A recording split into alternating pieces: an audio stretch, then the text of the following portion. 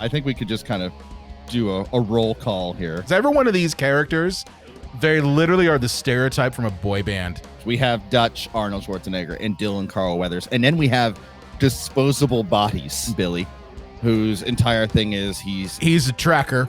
Yeah. Jesse Ventura, who will turn you into a sexual tyrannosaur. Bill Duke playing Mac because we need another body. Hawkins, because when you have somebody punching up the script, you might as well just put them in the movie so they have something else to do on set. You forgot Poncho, John. Poncho. Sorry, Poncho. It's like we're getting crutchy in Newsies. You just can't do it, you know? Not crutchy.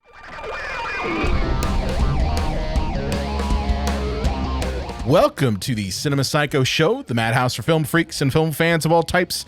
I'm your host, Brian Codtinge, my fellow co-host and filmmaker, John Woolscroft. Ugh. They got me pushing too many pencils.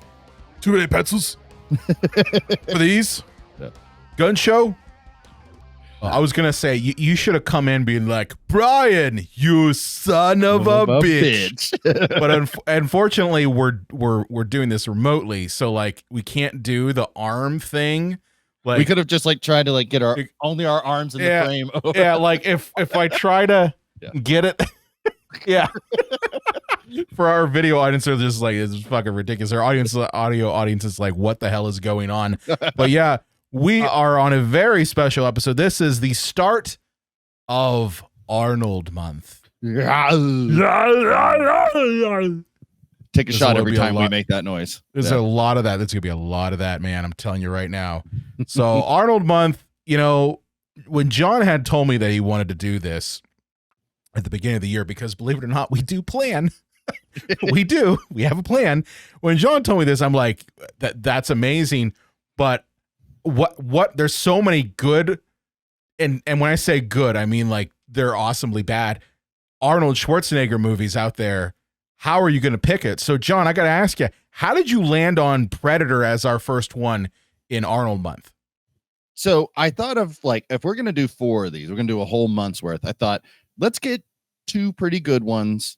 Let's get a diversion from him into comedy and a cult. So I thought, okay, well, I want to do Predator and Terminator 2. Those are like the good ones. I'm like, yeah, I could really sink my teeth into those 2. And then I thought, what is probably his worst comedy? Unless you consider Batman and Robin an accidental comedy, and that would be Junior. But not that Junior. Yeah, and Running Man is just such like cult classic. I love Running Man. See, and I had a feeling so you much like doing that one. Yeah, I you know what it is? It's just I think Arnold works best when he is on the border of absurdity. And when like anytime that I've seen Arnold in anything, it's if he tries to go serious, it fails. Okay, like I'm talking about like End of Days from 1999. You know, when he was going all dark and serious, and it was a dark horror movie, and it was like, oh, it's 1999, so everyone thought the world was going to end. Like that was ridiculous, but it wasn't good, and it wasn't like an Arnold movie, you know, but you get like The Running Man, you get Kindergarten Cop. These are so bizarre. And like putting, you know, Mr. Olympian in a movie like that is so bizarre that it just makes it, in my opinion. See, I've never really cared for his comedy work. Like Kindergarten Cop, Jingle All the Way, obviously Junior, movies like that, like where he's trying to obviously broaden his appeal and his range. But like, yeah, no, I liked Action Arnold because, as you said, those can be funny because he can go so over the top and insane. And that's what, you know, Running Man was very much like, as I like to call it, the retitle of the movie, Casual Murder. You know, like, I don't care. Yeah, like I'm gonna throw in a one-liner, like a zinger, and then I'm gonna set you on fire. You know, I don't know. Commando is kind of like that too. Don't you know? Like when in the Commando is like that, and then there was the one that he did with Jim Belushi, where he was Red Heat. Red Heat, yes, I knew. Oh my god, where he's a Russian And they're like, hey, let's get Jim Belushi to go ahead and be his partner. And he's like doing all the Russian, like he got the Russian accent. And we're like, it doesn't work, but it's so good. At least he tried the accent, unlike whenever Sean Connery's in a movie and he just like won't try the accent of what he's supposed to. He's like, I don't care. I don't care if you're saying I'm this nationality, I'm not going to do it. Yeah. But Predator is an interesting movie. I mean, one, like upon rewatching it, I was surprised how simple the concept is and how simple the movie is. John, were you a bit surprised? Oh yeah. It's painfully simple, but that's not a negative. Like it's exactly what it is pitched as. You're in, you're out, you learn nothing at all, but that's okay. No character grows from this movie. No. Like the only character left, spoilers, is Arnold and Anna. That's it. They're the only ones who are left is Arnold and Anna. Everybody else is dead. See, Arnold needs a mating. Oh yeah, Arnold needs a mating partner by the end of the movie. He can't have a lady. Do you think that he was mating with her? That they were going back afterwards? Eventually, she could not ignore his raw machismo. but actually, I think that's something that's interesting to be said about this movie. Like on paper, you would think that this movie is just like toxic, adrenaline, masculine, just garbage. But I really think that this movie is very subversively the opposite. I think that we have a lot of toxic meatheads who think that they're the baddest motherfuckers in the world or any world, and they immediately are absolutely just destroyed left and right. I'm glad you brought that up because, I was looking at reviews for our like, let's look at some terrible reviews. And unfortunately, that aspect didn't ring true for them. A lot of people said like, oh yeah, this is absolutely a toxic masculine film. And yeah, that all it is muscly, oily men battling an alien and for 90 minutes. And I agree with you. I see this as it's absolutely subversive of those guys because every one of those guys, you said, John, who has that machismo, Rambo-esque idea of who they are, they're killed. And it's actually Arnold who counters all of that. I mean, in the first by using his brain. Yeah, by using his brain. And even in the first few minutes, I knew that there was something up with Arnold in this because when Dylan, played by Apollo Creed, also known as Carl Weathers, when he is kind of talking to Arnold and saying, oh, why didn't you go to Libya and do that? And he's like, because I don't want to be assassins. My team and I are not assassins. That is completely counter to the whole machismo 1980s action star. That's the difference, is that him and his crew are mercenaries for rescue. They are not mercenaries to kill. That is not what they do. And it becomes apparent of that when we actually get into the quote unquote mission of it. But I wanted to point out, just as what John had mentioned, that this is a very subversive film. I think it's also very critical of things like the 1980s political ideology about dealing with Central America and South America. And a lot of younger people might not know that America was entangled with this region heavily in the 80s. Mm-hmm. And Reagan's this movie America, baby. Oh, it's Reagan's America, but like the Contras and Nicaragua and all that stuff, like it's all baked into this, and it's critical of it and critical of the 1980s action star. Like I could see this basically being a movie that makes fun of Rambo. Don't you think? In a way, yeah, because like let's also consider who the director of this movie is. John McTiernan, and if that name doesn't ring a bell, dear audience, think Die Hard, which is another kind of sarcastic take on an action movie, and Last Action Hero, which is absolutely, that is an active spoof. Check our back catalog. We covered that one. Yeah. So yeah, I really do think that it is a very, very quietly subtle take on, this type of movie If if like Orion or some other company did this movie, it would have not had the layers to it. It would have absolutely been what they were, I think, playing off of. Was this a Canon Films? I'm not sure. Let me see if I can, because this would absolutely be a Canon Films type deal. No, yeah, like Canon or Orion or something. Yeah, Canon or Orion. Like, nothing against those. And honestly, like, we've had people who've requested that we do a deep dive into Canon Films, which we probably will, because for someone to request that of us is a big deal. And I love the Canon Films because they're so bizarre.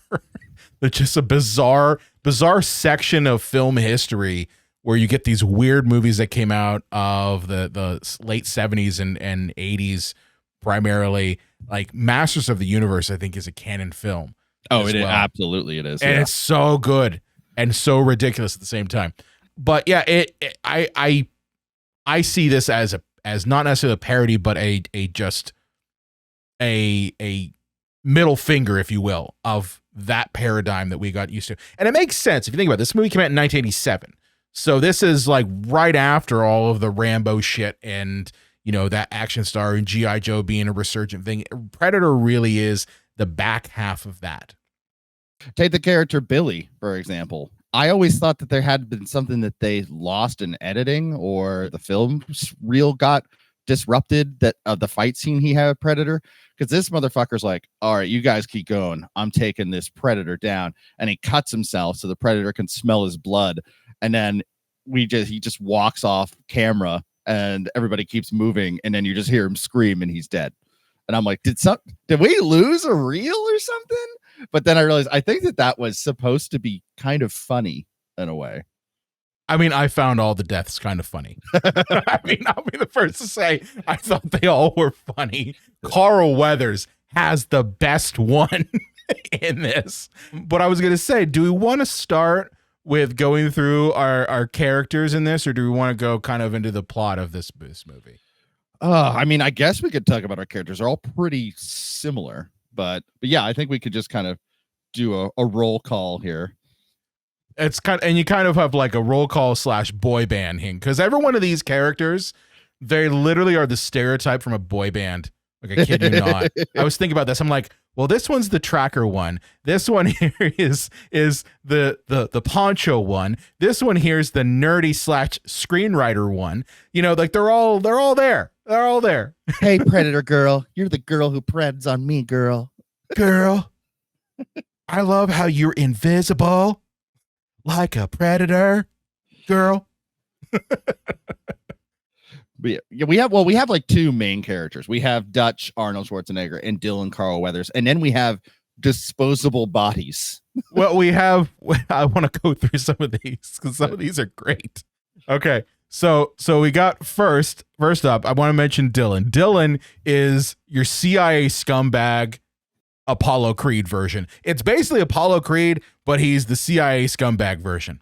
Yeah, and he's like, he doesn't want to tell Dutch what's really going on here. He doesn't want to tell them that there's no cabinet member to rescue. They're all dead. But it's more like, hey, we got to infiltrate this place because we haven't been able to infiltrate this place. And we got to steal one of the gorillas to bring back for questioning. That's it. So basically screwing over Dutch and his whole mandate of not wanting to be assassins. And it's so weird because I usually watch this movie if it's on like TV or streaming or something, but I always start it when like they're already being hunted by the Predator. It's kind of weird when you actually sit down with the intention of watching this from beginning to end, because you could sometimes forget the beginning of this movie feels like a completely different movie if you're always catching it like 40% into the movie. But well, that's one thing I would point out is that I personally found that the first half of this up until the Predator shows up is boring. Like it's boring. I mean, it's not anything against the filmmakers involved. It's just the movie itself is about the Predator, right? It's about, this whole thing where these mercenaries are battling this Predator, and are the mercenaries fighting the Predator, or is the Predator hunting them? Like, that's the whole crux there. But to get to the mercenaries even being in the location where the Predator is, There has to be some sort of thing. And this the whole cabinet members, helicopter that goes down, that's the thing. But it really is boring. And it's an action sequence that's boring. A lot of it is just, Arnold does like hand movements and, they go in, they blow the place up. I did find it funny that Arnold, because this is around the time when Arnold really was just known for lifting heavy shit. Like literally that's all this man did in movies. Like in Running Man, he did this, but in this movie, he defeats the gorillas by lifting a car and throwing it into a command center that explodes. Checks out. Sounds about right. Checks out. Sounds about right. That's what Arnold does. But yeah, there's Dylan, there's Dutch, who is I call him the Merc with a heart of gold. One I don't want us to forget is Kevin Peter Hall plays the Predator, gone too soon. Yeah. On us all. He died shortly after this movie, like just a handful of years. It was actually, most people don't know, Jean-Claude Van Damme was the original Predator. It was supposed to be more like looking like a cricket, and it was supposed to be really fast and able to parkour off shit. And then they did a bunch of test shots and they went, this is just garbage. So they had to be like, hey, Van Damme, no offense, dude, but we got to send you back and we got to rethink this monster entirely. So the Bloodsport and Terminator would have mashed into two worlds. Is that what you're telling me? Hell yeah. Time Cop. Time Cop versus the Terminator. John, why have we never done Time Cop? That's a very good question. Because Time Cop is so good. And when I mean good, I mean it's terrible. I mean, it's so fucking bad, but it's so good in so many ways. We'll do a Van Damme month. That's Street Fighter. Let us know. Let us know. Yeah. Do you want us to do Van Damme month? Because we will. Okay. I can already tell you Arnold Month is probably going to come back around next year because there's too many Arnold Schwarzenegger movies. But let us know. Do you want us to do Van Damme month? We will. But man, that would have been interesting. I think if Van Damme did it, it would have changed the dynamics of it, because you figure like the Predator would have had more, would have been more physical than it actually was. This is kind of more of a brute force type of hunter rather than something that was, kind of jumping off of places and, using, kung fu and that sort of thing. Cause that's what it would have been, right? Is Jean-Claude Van Damme in the Predator suit. Which, if anybody wants to see that, you can go on YouTube. I believe there should be like Jean Van Damme Predator test footage. And it's incredible. You should check it out. But as we mentioned, just rolling out some of our other casts here, I mentioned Billy, whose entire thing is he's an indigenous person. Like he's a tracker. Yeah. He's a tracker. And I think that the one character from Star Wars, what the hell is that? I'm blanking on the name of the series. Bad Batch. Yeah, okay. Hunter. Have you seen any of the Star Wars animated stuff, John? I have not, no. Okay, so I kid you not, the character of Hunter from the Bad Batch has to be pulled from the character of Billy, because everything that character does is exactly what Hunter does in the first, I'd say, first couple episodes of that series. He's a kind of a tracker. He's all known for like being able to look into the landscape and know exactly what's going on. And he kind of has this like weird psychic kind of kinship with the Predator that's kind of explored. And I think that's why, like, when he loses his mind and is like, I'm going to go cut myself, throw down all my weapons. And that's the one thing I never understood is when these characters lose their shit and like decide they're going to battle the Predator, they just tear all their gear off. I'm like, why would you do that? Don't do that. That's not going to save you. Because they're badasses, Brian. They don't got time to bleed. Yeah. They're dead. That's what there is. But speaking of no time to bleed, we do have Jesse Ventura, who will turn you into a sexual tyrannosaur, playing Blaine. Okay. Jesse Ventura, I got to tell you, might be the best part of this movie. And it sucks because he's only in it for a short amount of time when you compare everyone else. But Jesse Ventura is a living, breathing meme and one-liner machine in this movie. I kid you not. He, as John mentioned, he says in the helicopter that apparently if you eat and chew tobacco, well, not eat tobacco, but you chew tobacco, that this shit will turn you into a sexual dinosaur or tyrannosaur, right? Yeah. Which, checks out, I'm sure. It could also give you mouth cancer. I was going to say, it's like, I guess if sexual tyrannosaur means that you don't have a bottom lip and jaw. Well, women love it when you're dripping tobacco juice on their face. No, they don't. Yeah. Oh, they don't. Okay. They don't like the chew cup or anything. No, it's not. It's not a thing. But he's hilarious, and all he does is he does one-liners left and right. He carries around a fucking Gatling gun. He's insane. He's an insane character. And then, I love him. And then there's Bill Duke playing Mac because we need another body. Okay, I'm gonna fight you on this one. I think Mac is the second most notable character in this because I call him Whispers. Whispers because he's kind of got this vibe that like he could kill you without making sound. You know, like he's talking to Dylan because him and Dylan kind of had this whole like I fucking hate your guts type thing, and more like because Mac views Dylan for exactly what he is, a CIA scumbag, and Mac just starts to really lose his mind over the Predator, and he has one of probably the most memorable scenes from my time watching it is when he's got the razor and he's like shaving his skin. And he's just so freaked out that he's cutting his skin and doesn't even realize that he's doing it.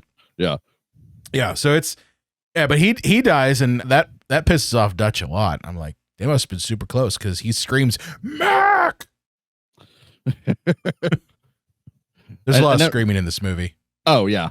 Yeah, if you're into testosterone-filled screaming, this movie is going to get you off. But then what is Shane Black's character's name? Hawkins. Because when you have somebody punching up the script, you might as well just put them in the movie so they have something else to do on set. I was watching a behind the scenes documentary on this because there's I think there's two out there, but I found one that was on YouTube, and I think they tricked Shane Black. I think they tricked him because they wanted to bring him in to punch up the script, and they just kind of said, "Oh, well, yeah, you're in the movie now." So the way to bring him in was to say, okay, well, you're going to be the actor in the movie. And he didn't realize he was going to be like quite literally one of the mercenaries. But I call him the nerdy one because he doesn't fit at all. He's got to be the one that's like, this isn't empirically possible. Yeah. And again, I think a lot of, if you're a fan of Star Wars, you'll probably see this. I really think the Bad Batch is very similar to Predator. And just think about that. Like the Bad Batch has a nerdy one, and that's kind of what Hawkins is. He's kind of a nerdy one. They even have a Jesse the Body Ventura one too, who's kind of a lunkhead. But you know, it's funny how one medium can influence another one. Right. Yeah, and then you got Poncho. You forgot Poncho, John. Poncho. Sorry, Poncho. It's not his fault. He doesn't really do much. I forgot his name until I looked at IMDb. Yeah, I am looking at it right now. Actually, yep, there's Poncho. Poor Poncho. It's like we're getting crutchy in Newsies. You just can't do it, you know? Not crutchy. And then there's Anna, the lady insurgent. Right. Who's there because, well, we just need a break from all this testosterone going around. She's there to give us, I kid you not, one scene which just makes the Predator seem more scary than it actually is, where she gives this whole story about how the Predator's been around like forever and that they have a Spanish name for it. And that's what she's there for, is to be creepy. That's it. Mm-hmm. You know? Yeah. Which every good horror movie is going to have that. Well, I guess she's maybe just a little bit of an exposition. Words are fun. They're fun. Device, you know? Yeah. I'll give you a little bit of background information on this monster. Well, you got some background information. Awesome. Oh, no. That's what she would say, you know, or what she did for the movie. You don't have background information? No. That's Again, okay. I don't think this movie wants you to think that hard, Brian. It's just guys are in the jungle. They're getting picked off one by one by a superior predator until we can think of some way for the last person to overcome it. A predator reminds me a lot of Jason Voorhees in that sense, except instead of like stoned campers, we have, jacked up army men.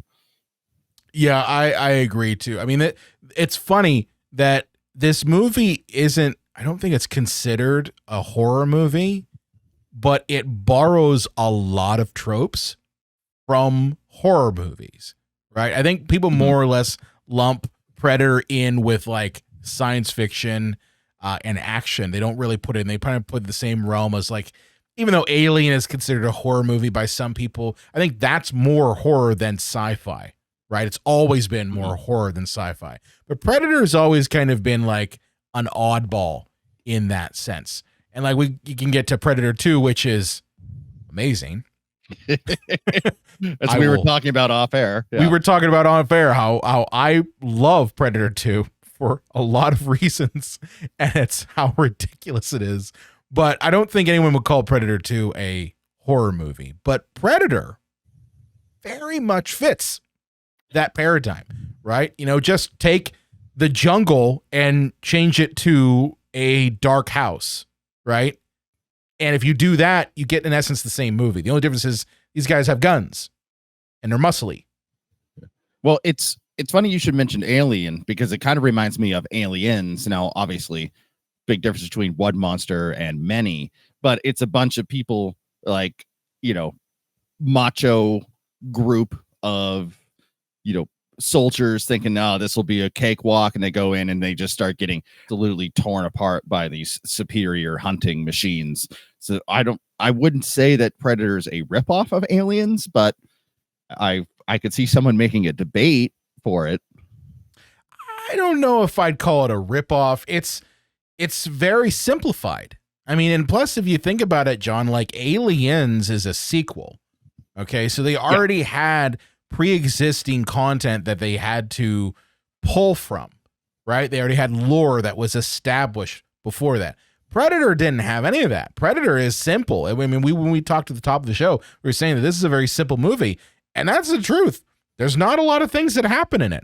A lot of it is just survive the Predator and see what people get killed by the Predator in interesting ways.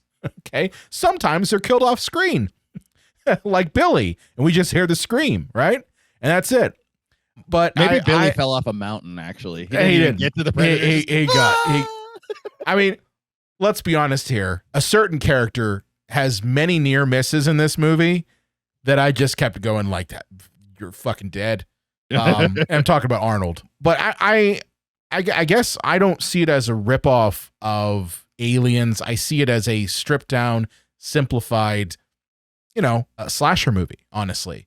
It's kind of what it is. A slasher movie in the jungle with an alien instead of, a supernatural beast or a hockey enthusiast. Yes. Or a man who really likes William Shatner masks.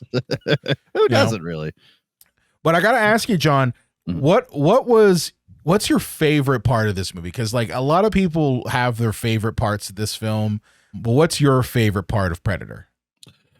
I do love what everybody loves, which is like the sweaty man bicep show off when, the son of a bitch, and then they just combine hands and just show their gigantic muscles. That scene. And then they do an in-air arm wrestle.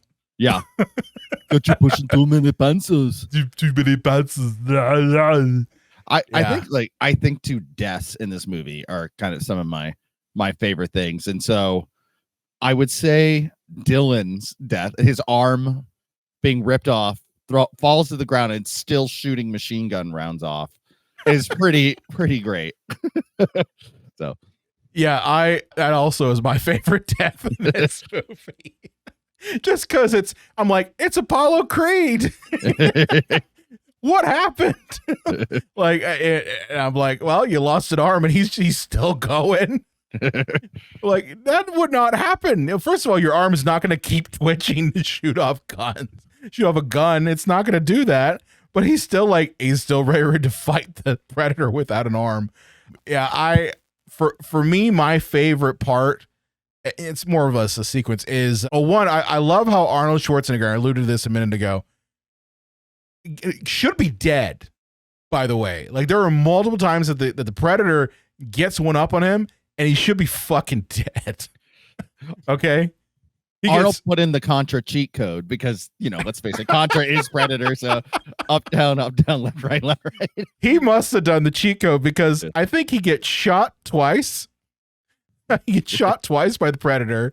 He falls off a waterfall twice, okay?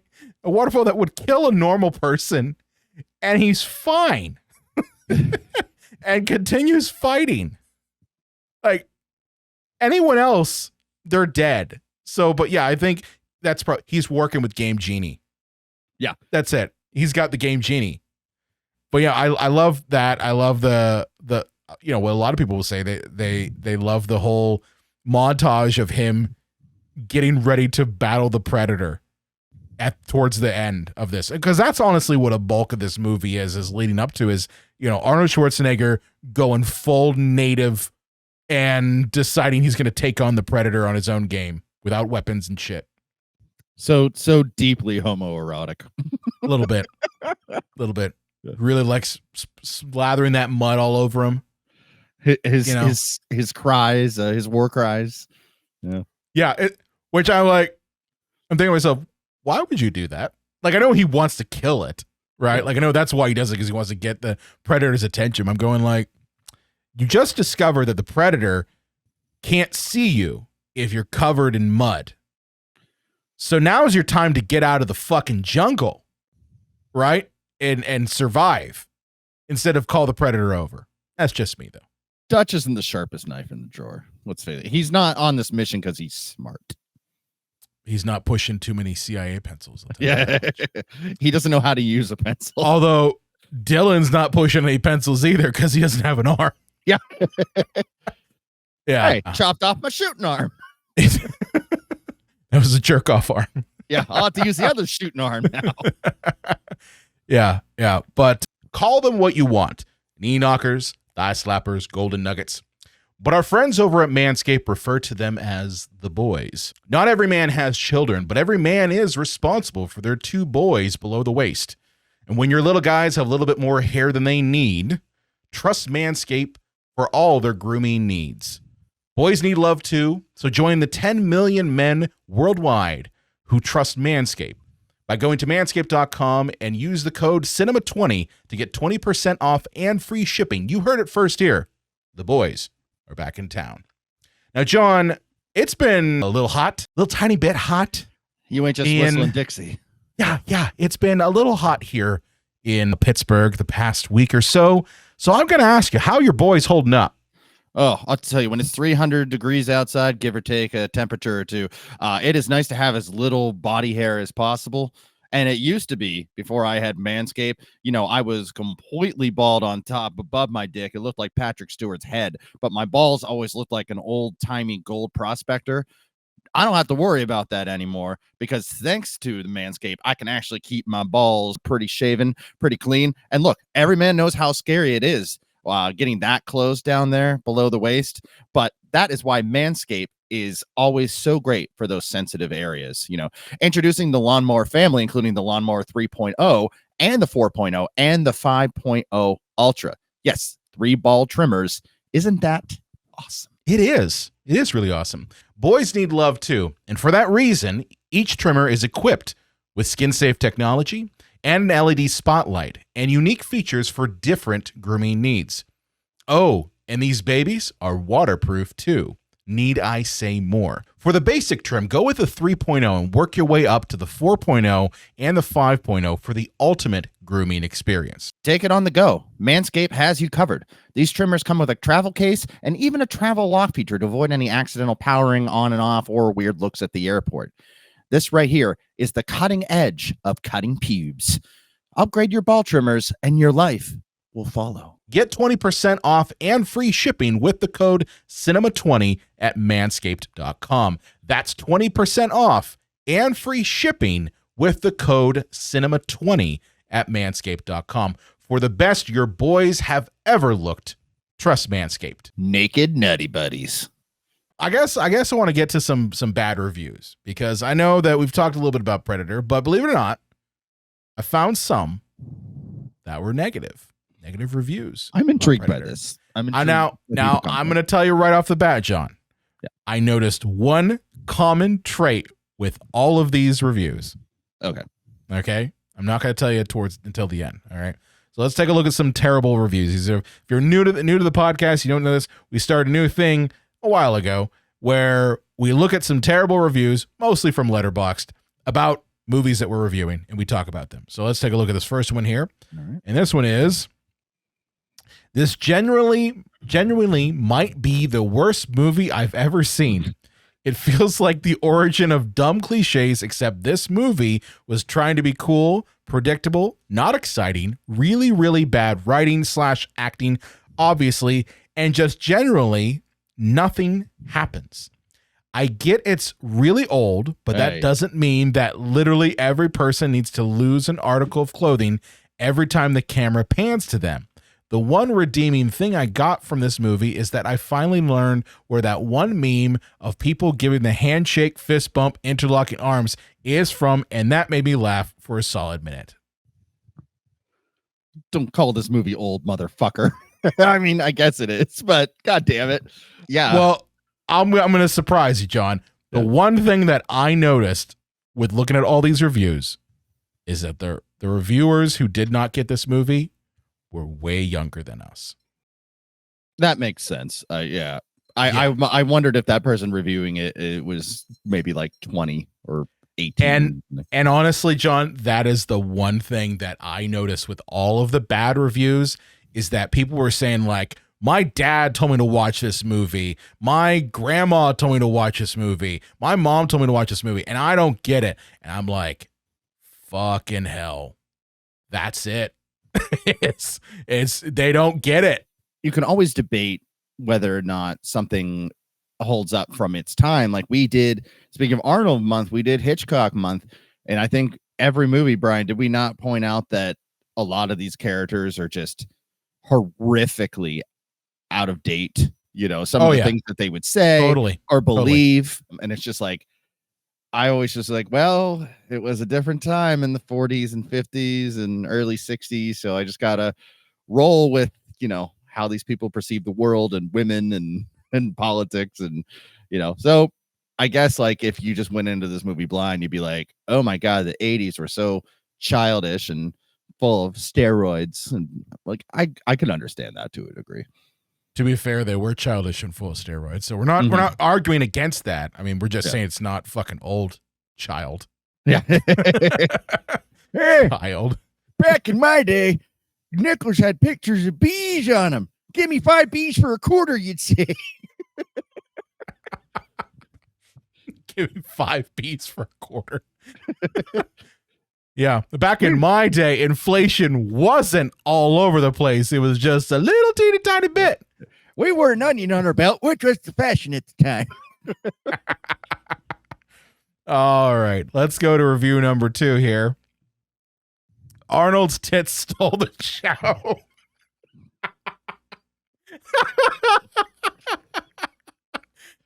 You know what? Let's look at that one again. We got to see that again. Okay. Arnold's tits stole the show. Best review. You know, it's a bad sign when you have one woman in your movie and about 8 guys, and 7 of the 8 men have bigger tits than the woman. It's true though. It's true though. You know, I was watching the behind the scenes doc. I'm gonna link it in the show notes here. And it was funny because they were all saying, and again, this is not, you know, a documentary that's looking at it through modern eyes. It was taken like from footage at the time it was made. And like, they're all saying how they were competing with each other to pump up as much as possible. Like they literally were all secretly on their own thing, like trying to get the extra pump to be as buff as possible. But I mean, you're going up against Arnold Schwarzenegger, you lose. This is the kind of movie where the actors would do push-ups right before the word action was said, so their muscles would be as puffy as possible. Yeah. pretty much. That it's. But I mean, I'm gonna agree with you. I mean, Arnold tits do steal the show. They are gigantic boobies. They are gigantic. Like, I'm pretty sure my dog, like when he was Mr. Olympia, I could have my dog just lie on one of his titties as a bed. They were huge. Jesus Christ. What are you doing today, Arnold? Oh, I'm working out my titties. I've got a dog that's going to be sleeping on them later. I got to make sure they're puffed up enough. Oh, Christ. All right, let's go to review number 3 here. For some reason, I had high hopes for this movie. Painfully boring. It doesn't help that the predator in question is invisible for like 90% of the movie. The invisibility was cool for 2 seconds before I just wanted to skip forward and see this thing duke it out with Arnold, which honestly, John, that is a valid point. It's a slow movie up until that fight at the end. I don't know. I love this movie, and again, except for maybe the beginning takes a little while to get rocking and rolling, because we have to set up a reason. Although they could have just said that they were going to hunt a predator like the Marines were in Aliens, but but they didn't want to be they didn't want to be aliens though. Right. See? Right. So yeah, it's just what do they call that? A red herring. This whole mission to get to the predator, but I thought it was very well paced. I enjoyed okay, we just lost another guy. What do we do now? How do we strategize? What's our plan? What do we know until, you get the next awesome death sequence. So I thought the movie was actually brilliantly paced, but it seems like a lot of these reviews are just talking about how absolutely boring the movie is. But yeah, I don't know. I can see their point to some extent. The pacing on this, again, the one common thing that I noticed was that majority of the people who were giving these negative reviews were younger. And I understand that, okay? If you grew up with movies that were fast-paced and you watch Predator, it's going to feel slow, okay? And a lot of movies from this era feel slow. I mean, you watch 89 Batman, and people might say, wow, this is really slow. It's like, fuck you, it's not. But with Predator, I can see where the pacing can get a little slow. And honestly, not a lot really happens outside of like one person gets picked off in an interesting way, right? Like a lot of it is, okay, we know we're being hunted by something. We don't know what it is. Okay, we are going to all work together to try to come up with traps and shit and use our merc knowledge to go ahead and figure out how to get this thing, right? And then it doesn't work, and then it all goes to hell, and then everyone kind of goes all over the place, and each one of them gets picked off in interesting ways, right? And then we get to the creme de la creme, which is, as this reviewer pointed out, the Arnold battling the Predator, which I'd say is the best part of this movie. And it's the part that everyone points to and part everyone talks about. When Arnold Home Alones it? When Arnold Home Alones it. Or actually, exactly. Well, since this came out before Home Alone, I guess you could say he Nancy'd it from Nightmare. Yeah, I love what you did there. Yes, if you never have seen Nightmare on Elm Street, you will notice that at the end, that quite literally is Home Alone. Like, she surprisingly has a book on improvised explosives. Probably at the library. Light reading in the library in 1984. Right? This is the 80s, kids. You could get any book from the library. There wasn't any governors in Florida telling you can't read books because two penguin men have a baby. Nowadays, the governor in Florida would say, hey, yes, I want you to read the Anarchist Cookbook instead of, some woke book. Yeah. But I don't know. John, I get the complaint about it being a little slow and the complaint about it being not really kicking up until you get to it, because there's never a point where they're like sitting there talking about this thing, right? And actually like going in deep about it. It's a lot of just run and jump to the next death or the next thing. And it is all connected. And that's the thing that I want to make people know, is that there is a common, like, one thing has to happen here before we get to the next part of the movie. Like, I thought for a minute, I'm like, why the hell would Arnold like jump off of fucking waterfall? Like, why would he do that? And then I realized, like, because he has to be covered in mud for the predator to not see him, right?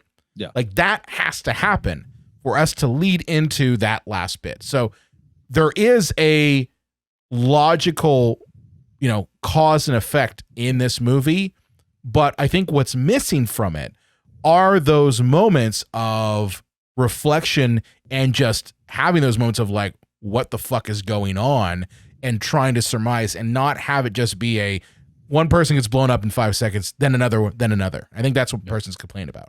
I guess I could compare this to, say, like Air Force One, which is about a decade later action movie where Harrison Ford's the president. Yep.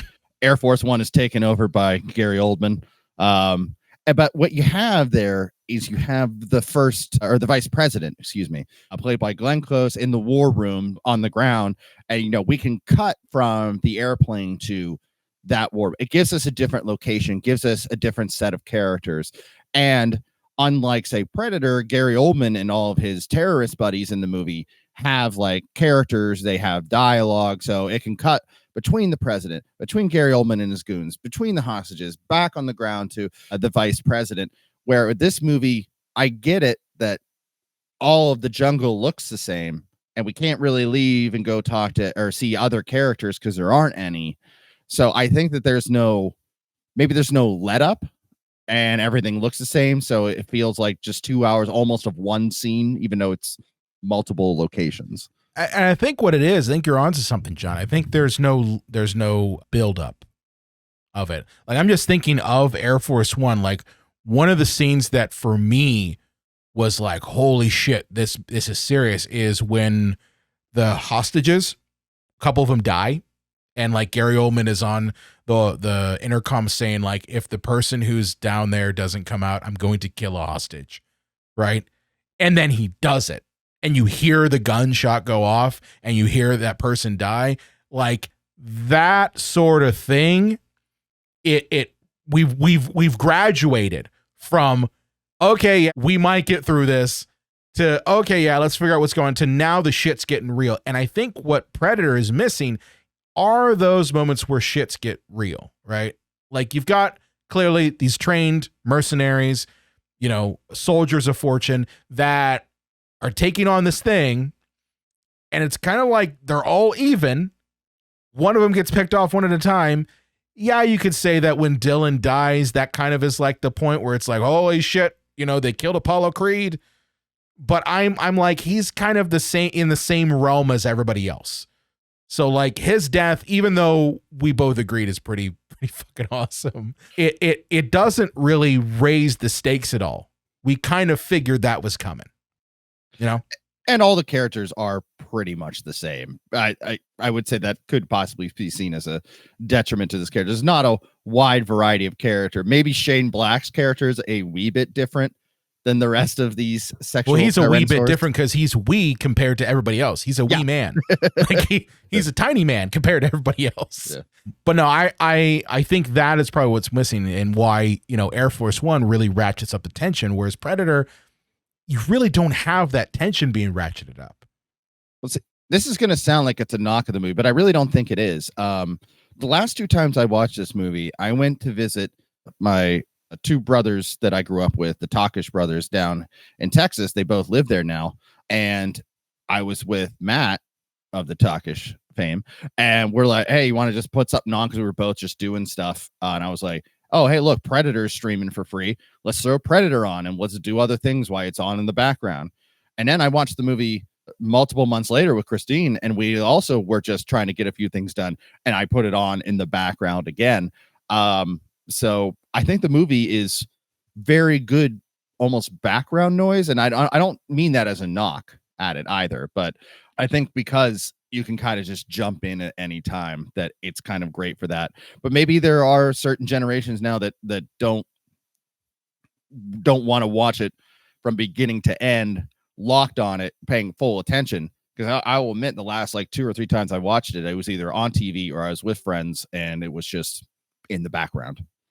Total Recall is that movie for me. Oh yeah. Total Recall is a movie that like you can just throw that on and just be happy. And be like, go to the bathroom, come back later. You're like, oh, okay. What's this? He's in the baby giant coming out of a man. It's like, oh, well, he's got to free Mars and create air. I hope I didn't miss Johnny Cab. Oh, one of the best parts of that movie is Johnny Cab. The door opened and you got in. Hell of a day, isn't it? Oh, shit. All right, well, let's get to our final review here of bad reviews of this movie. Let's see what we got here. How do you expect me to care about a bunch of macho caricatures who can't act, crying emoji, a slasher film, but all the horror intentions are placed with muscles and bad one-liners? Damn. I could see that. I could see that argument. I think that there's just a lot of charisma with these performers. I mean, like Jesse's got charisma. Arnold, obviously, his entire career was built on charisma. Carl Weathers, very charismatic. So I think if you find those performers charming, you're not going to feel this way. But if you don't, I could see how that person just had a really bad time. I mean, I don't know how you could have a bad time with an ending like this. I mean, the ending, and when I mean ending, I mean like the ending montage leading up to the battle between Arnold Schwarzenegger and the Predator and the back and forth that goes there. And for me, like watching it again, because it's been a while since I had watched this one all the way through. Just like you, John, I've had it on the background, or, you know, it might show up on TV and I'll be like, oh yeah, I'll watch a little bit of it. But it's never been one that I've like actively gone out and searched for. But watching this one again, I'm like, that ending sequence where you've got Dutch and you've got the Predator and this battle of wits, and you're just like, is the Predator gonna get it? Is Dutch gonna get it finally? You know, out for the 5th time because he'd been shot twice. But you're on the edge of your seat, and you're just like, I've seen this movie a whole bunch of times, but I still am engaged with it, right? So I don't find it boring by any stretch of the imagination at that section.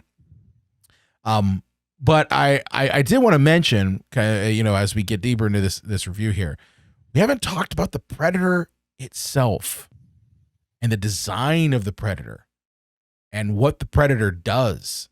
Like, John, what were your thoughts when you first saw this Predator on screen?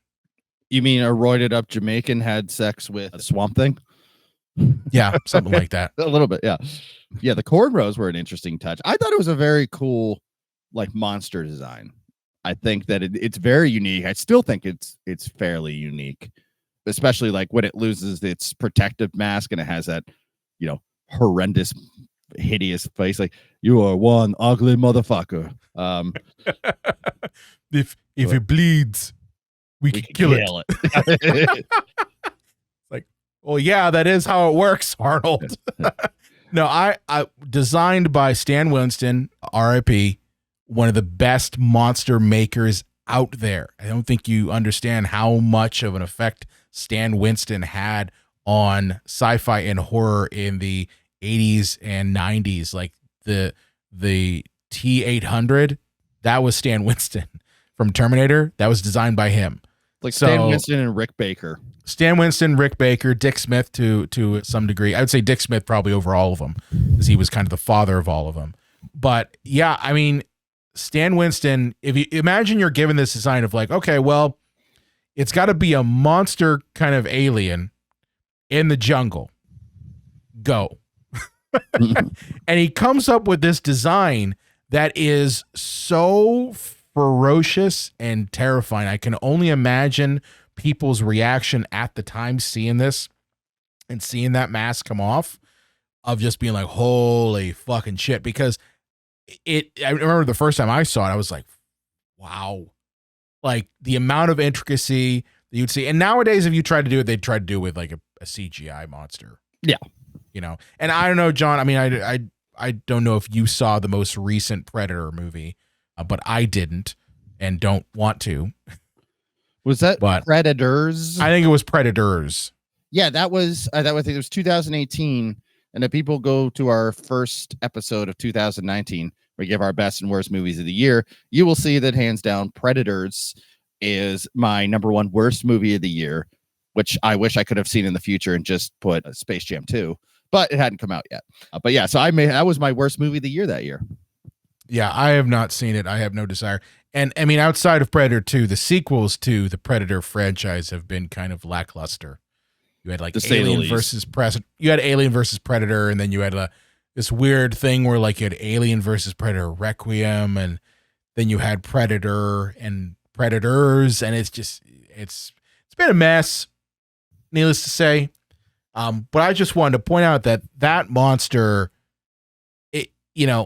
even though we only see it for about, what would you say, 15 minutes? Yeah, it reminded me very much of like the shark in Jaws. Like, yeah.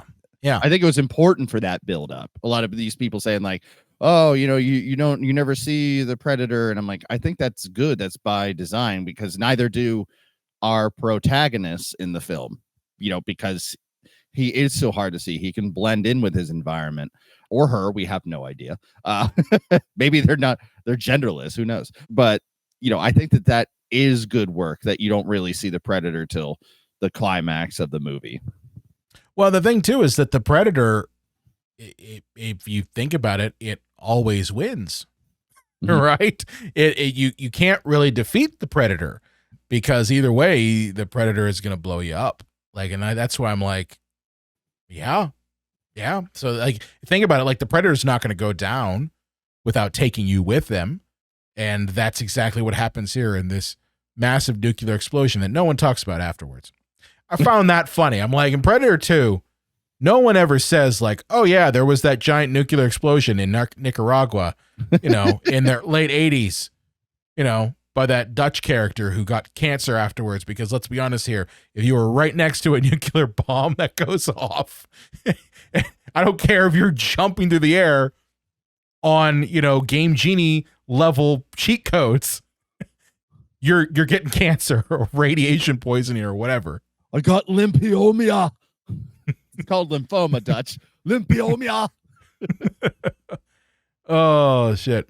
Well, I guess, John, to kind of wrap this one up here, what do you think the legacy of Predator is on, horror, sci-fi, and just the film industry as a whole?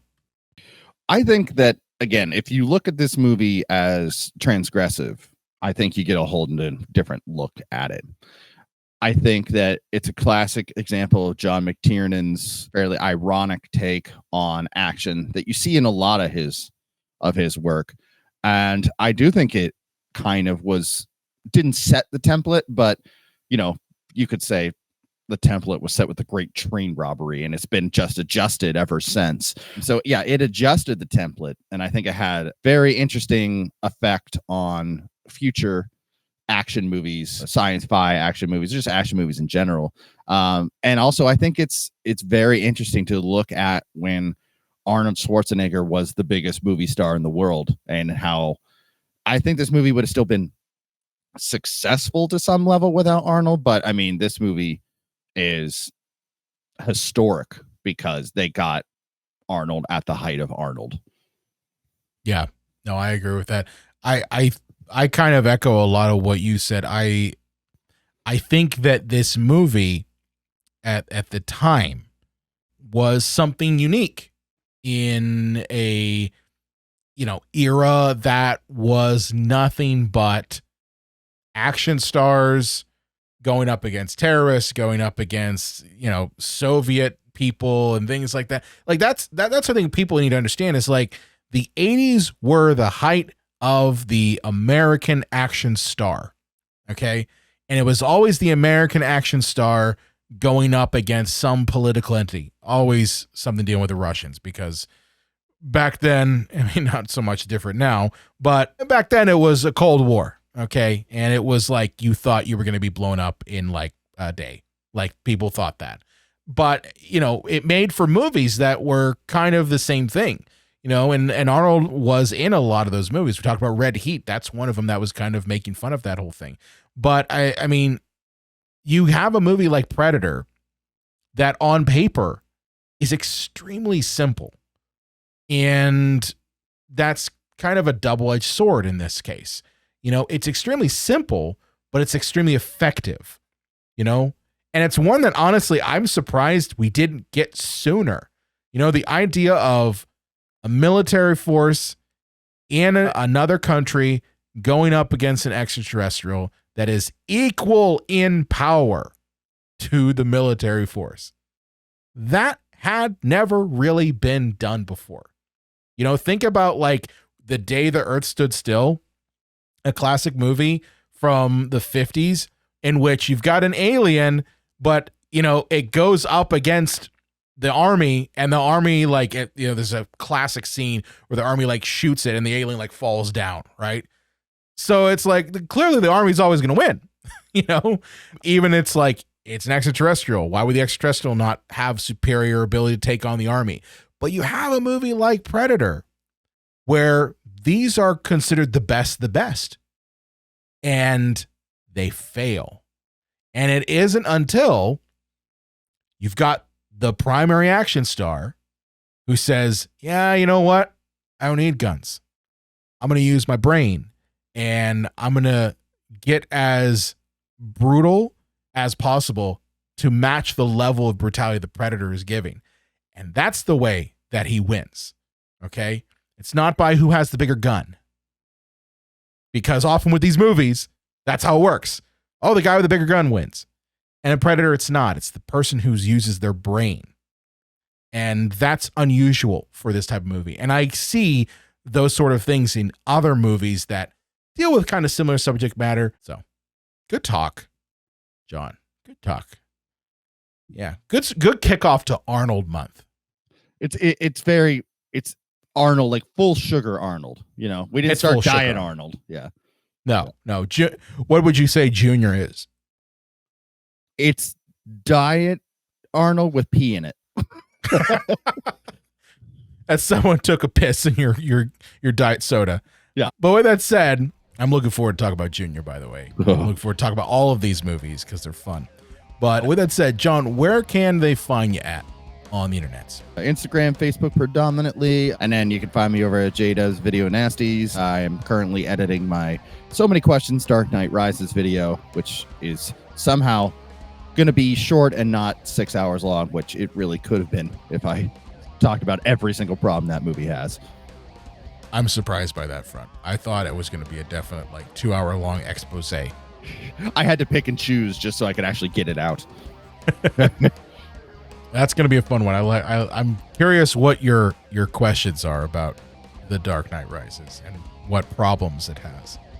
I know it has a bunch, but which ones you pick are going to be interesting.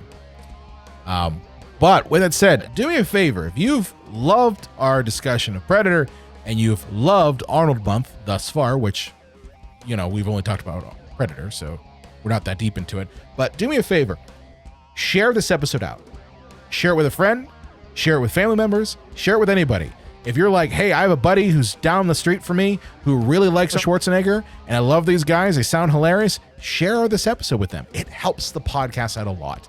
You know, those sort of things, sharing the episode, that helps grow our audience. And if we grow our audience, then that means more things. We could do more fun things like this, like Arnold Month and that sort of thing. And ultimately, you know, it grows the reach of the podcast, which is ultimately what we want to do. Outside of that, if you want to subscribe to the podcast, you can do that by going to cinemapsychoshow.com/follow. We've got all the little podcast applications right there. You just press a button and boom, you're automatically subscribed. You can listen to us on whatever podcast platform you want. Be it Apple, Spotify, iHeart, we got them all there. And then, of course, if you're watching us here on YouTube, thanks for doing that. Do me a favor, right down there, somewhere on the bottom there, there's a little thing that said subscribe and follow and hit the bell and do the thumbs up. Do all that stuff, okay? That really helps us out here on YouTube specifically. YouTube's got this whole algorithm thing that if you don't do that, the video gets buried. So do us a solid and subscribe, hit the thumb, hit the bell, all that fun stuff helps out the podcast a ton. With that said, we will see you next time. I need to go get some chewing tobacco so I can be a sexual tyrannosaur. I'm not fully out of frame.